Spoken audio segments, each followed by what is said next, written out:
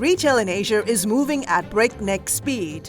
Margins are tighter, consumers are changing, competition is everywhere. The pace of change in retail is probably the highest I've ever seen it. Behind the supermarket shelves, pharmacies and convenience stores millions rely on each day, DFI Retail Group is navigating relentless disruption. If you're not looking for new ways to serve your customers, you're going to get left behind.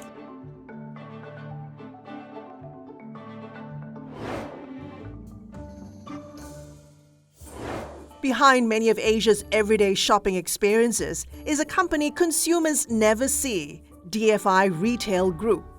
One of the region's largest retailers, it operates thousands of outlets across supermarkets, convenience stores, health and beauty, home furnishings, and restaurants. Serving millions of customers, it's navigating a landscape reshaped by e-commerce, rising costs, and shifting consumer demand. At the helm is CEO Scott Price, a veteran in the industry. So Scott, you've got over 30 years of experience in retail and the consumer package business here in Asia. What is it about this part of the world that excites you, that's made you stay for so long? Well, I think it starts first with the people. Early in my student life, I lived in Japan and fell in love with Asia. And so the complexity of North Asia, Southeast Asia, the people. And then just the second part of such a huge difference in terms of economic growth and opportunity. Serving that kind of a complex portfolio, I just find intellectually interesting. You like complexity? I love complexity. DFI Retail Group operates across 5 core retail segments in Asia. In food, it runs supermarket brands like Welcome, Marketplace, and 360 in Hong Kong, alongside a growing portfolio of own brand products. In convenience, it operates 7-Eleven stores across the region. Its health and beauty business includes Guardian and Mannings. In home furnishings, it operates IKEA stores in several Asian markets. And through Maxime's, it brings global food and beverage brands like Starbucks, Shake Shack, and the Cheesecake Factory to Asia. Connecting it all is you, DFI's customer rewards and data platform, linking millions of shoppers across its ecosystem. Together, it forms one of Asia's largest retail networks at a time when pressures on retail continue to grow. You know, retail has always been challenging. Today, you've got to deal with e-commerce pressure, you've got to deal with weak consumer sentiment, geopolitics, cost of inflation. Is this the toughest operating environment you've seen, or has retail always been tough?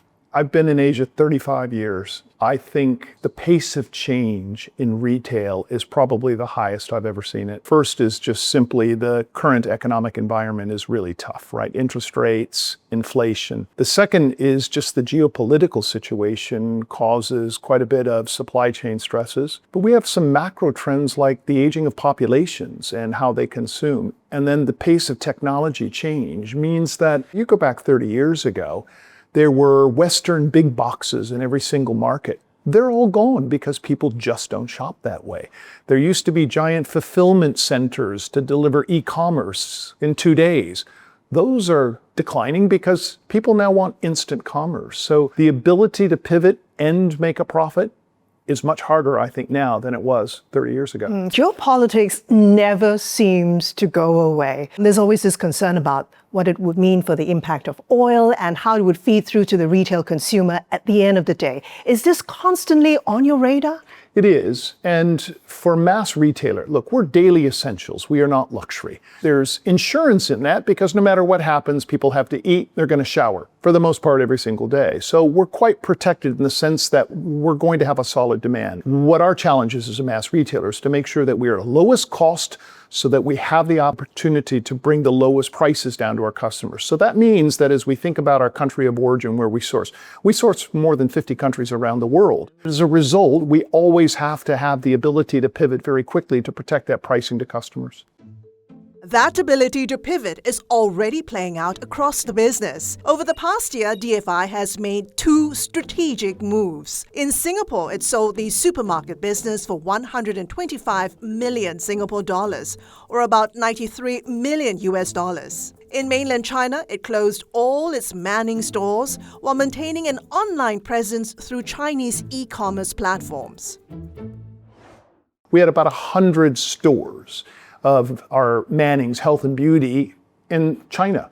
As we looked at what it takes to win, we had to be 2,000 stores to have the scale to be able to win in China. As I thought about our use of capital, I would rather put that capital in Southeast Asia, which has a longer term, I think, headway for the business moving forward in Southeast Asia. Are you done with your divestments? Good question. We constantly keep an eye on the portfolio, but the reality is Asia is not monolithic. It's massively diverse, and also it's quite fragmented, and therefore you can't just have a single food format in one market and make the scale to pay for your technology, pay for your digital execution, and pay for your cost of operations in back office. So it makes your job a lot harder. It makes it more interesting. I wouldn't call it harder, but I am really pleased with the progress. We have 20 million customers a week that come through our stores. And I like to always tell the team, there is never a perfect day in retail. Somewhere a customer was disappointed. So we constantly have to be focused on how we improve. Health and beauty is now DFI's strongest business, with more than 1,500 stores across Asia. From Guardian in Southeast Asia to Manning's in southern China, CEO Scott Price's challenge is staying ahead of changing consumer habits. I joined him at one store in Hong Kong to see how the company is adapting. So over the last 2 years, we pivoted from commodities that you can buy everywhere, like shampoos, et cetera, to really functional value. And it's this trend of wellness. People want to invest, even though they're careful with their dollars, they want to invest in wellness. They want to feel better. To tap into that trend, Manning's is testing a new concept in Hong Kong, the Chinese Wellness Hub. Here, customers can consult traditional Chinese medicine practitioners or step into a health pod, where basic health indicators can be measured in minutes. Blending traditional practices with modern retail, it's not just about prevention anymore, but insight. This wellness pivot, how much is it about getting that data? Is data collection now becoming a core asset of the company? The way you protect the bottom line for shareholders is you create your own digital revenue that has a higher margin. Data is the core to that.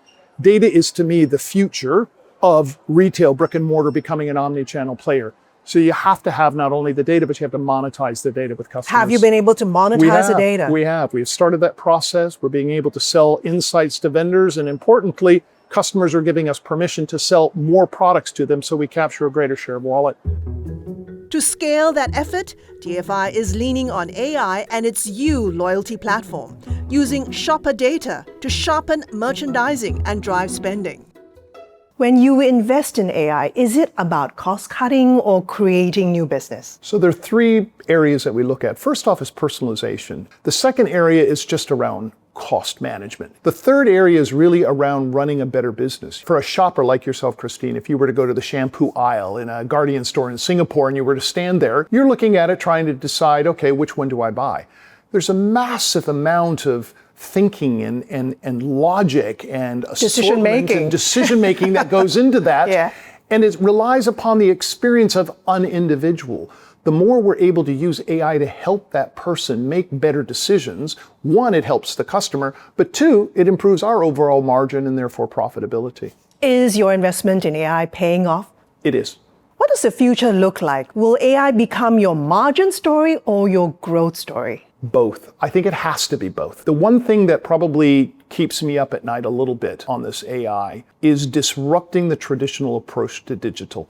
So agentic AI and creating a personal assistant, the idea that an individual will have a relationship with an agentic personal assistant that says, look, I need eggs, I want an appointment with the dentist, and can you make sure there's a car ready to pick up the kids at 9 a.m.? And the reality is that basically disrupts the relationship that each one of those service provider has with customers today. With that goes loyalty, with that goes access to data. So there is going to be this arms race for retailers to understand, in that agentic world, how do you ensure you maintain that relationship with the customer? And will you be leading that race? We're going to try really hard. You're hopeful. I am hopeful. You're still operating about 1,000 7-Eleven stores in the mainland. Is China still strategically an important market for DFI? It is. And I think that as long as you've got the right proposition with the right price and value, if you go back 5-7 years before COVID and you look at what was the reasonable value that somebody was willing to pay for a breakfast, it's now discounted by 60%. So we're winning, for example, in the breakfast occasion.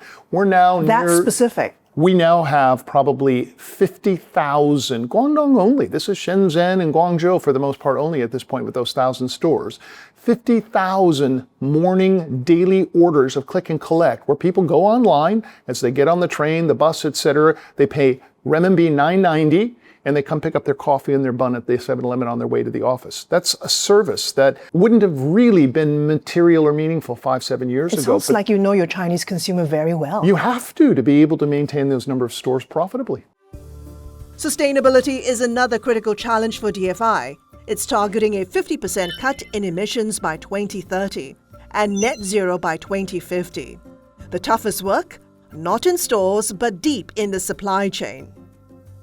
The hardest area to do this, and we're not alone in this, is agricultural commodities. For example, this is Asia. Rice is our biggest carbon footprint. And most people don't understand that the high level of water that is used in rice creates an enormous carbon footprint. So we've actually worked in Thailand to create a very low carbon by creating through, in essence, basic technology, a low water use of rice, and we now sell that in our stores. So we're focused for that scope 3, that net zero by 2050, areas around coffee, rice, beef, and pork. Those are areas where we can bring technology and ways to be able to bend the curve, but we do that in a way that's low cost because our customers won't pay a penny more. Therefore, we're able to do that and bring back to them great sustainable products at the same price. What do you see as your biggest execution risk in your net zero journey? The fragmented agricultural markets of Asia. If you're dealing with a very large scale agricultural entity in the United States or Australia or Germany, they have the wherewithal and the money to invest in the technology. This is Asia, Southeast Asia markets where you still have high levels of emerging middle class, very small farms. They don't have the technology. So I think the challenge is that governments need to step up and help in this journey. We can't afford as a single retailer to do that on our own. How has Asia shaped the way you lead as a CEO? Early in my career, one of the mistakes that I made because of the complexity of Asia was I mistook English fluency for business savvy. You mistook English fluency? Yes, because very fluent people can appear smart. And what I understood was some of the more reticent in English were actually the smartest business people in the room. And so for me, that is one of the important things in Asia is that each market is competitively different. And English language should not be confused with the ability to make progress. The second is there is no Asia. The economies even in North Asia between Japan and China and Hong Kong and Korea are wildly different, let alone comparing them to Indonesia or Vietnam. So how do you create scale across very different cultures and very different economies is what I think it makes Asia so unique and, for me, a lot of fun to do business in. So at this stage of your career, Scott, what matters most to you? Is it growth, resilience, or impact? Well, I would say I'm at the sunset of my career because I tried to retire, failed miraculously. When your wife tells you to go get a job, that tells you probably retired too early. So at this being my last job, what's important for me is leaving behind a team member legacy of individuals who have felt like they have not only served a purpose, but also bettered themselves. And, it's no longer, it doesn't have to be about me. I have no more career aspirations. And that is freeing in the sense that there isn't a next job that I'm trying to work towards with my own personal ambition. I'm done with that. And there is a lot of then almost sense of personal purpose that says, I want to create the best possible team members that I can during this last period of my career. So it's all about impact? Yes, I guess that's a good way to put it. Scott, thank you so much for talking to me. Thank you.